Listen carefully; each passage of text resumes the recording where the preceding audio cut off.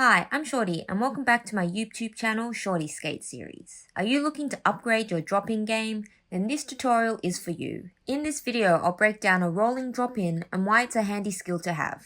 Before attempting this trick, you should be comfortable with dropping in and jumping on roller skates. You can check out my previous tutorials on these tricks on my YouTube channel and I'll add links below. The path. The way you approach and jump into the ramp is different from how you would jump off a ledge. With a ledge, you are jumping onto flat ground. You can use your momentum to just roll and jump forwards. Whereas on a ramp, coming in at an angle is helpful as you can use your edges to push off. Left or right? My personal preference is to turn left and I lead with my left foot. So for this trick, I like to skate at an angle with my left foot closest to the coping. I also tried it the other way with my right foot closest to the coping and still leading with my left foot, but it wasn't as comfortable to turn that way. So I suggest experimenting on flat ground, what you may prefer. Step 1. Jumping sideways.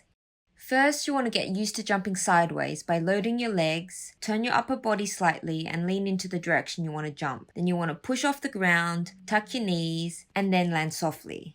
You might think jumping sideways is a little strange, but it's actually a lot easier to jump sideways on roller skates because you can use your edges to push off. An optional step is to practice this off a ledge. You can first do it stationary and then rolling.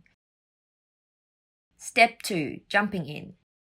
So this step is a building step. If you are confident, you can look to do it on a ramp straight away, but if you need a little bit more help, you can practice this on an incline first.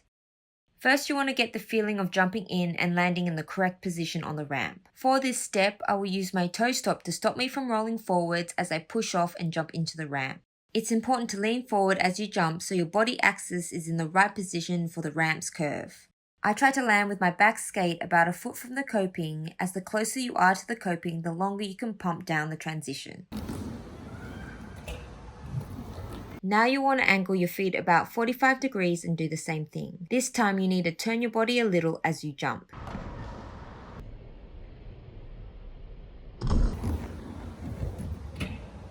Next, repeat the jump but have your feet parallel to the coping. The aim is to jump 90 degrees into the ramp, and you can use your toe stop to help you push off, but don't look to pivot on your toe stop before you jump.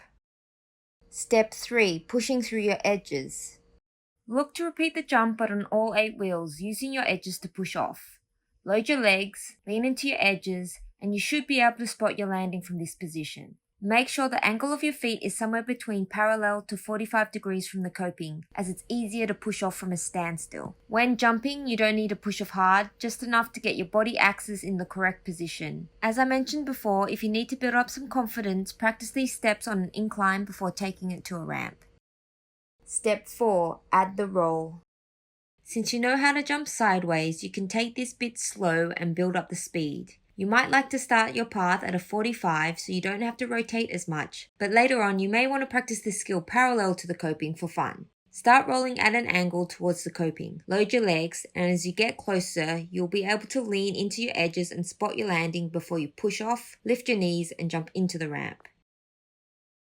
Exit path. Something to be aware of. When dropping in at a slow roll, your exit path will be closer to vertical, but when dropping in with speed, it will angle slightly. Tips. If you have a habit of pushing off your toe stops instead of your edges, you may be trying to jump more forwards than sideways. So try taking a step back and working on pushing through your edges to jump first. If you're clipping your wheels as you jump into the ramp, lift your knees and look to hold them a little bit longer in this position.